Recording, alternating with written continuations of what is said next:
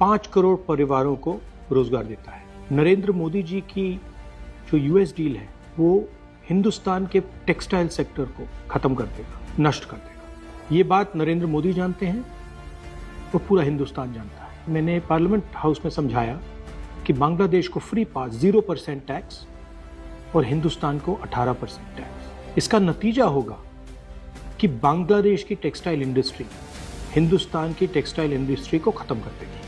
Now what have you done? You have, the United States has reduced Bangladesh's tariff to 0. And our tariff is 18%. What do you expect our textile people to do? Their competitor is Bangladesh. If Bangladesh imports US cotton, they have 0% duty. Finished. Textile industry gone.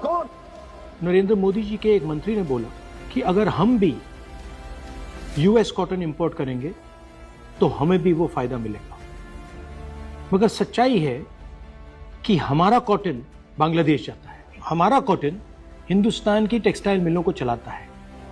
तो अगर हमने बांग्लादेश का रास्ता चुना तो हमारे पूरे के पूरे कपास के किसान और कॉटन की इंडस्ट्री खत्म हो जाएगी, और अगर हमने नहीं चुना तो हमारी टेक्सटाइल की इंडस्ट्री खत्म हो जाएगी। ये सच्चाई है।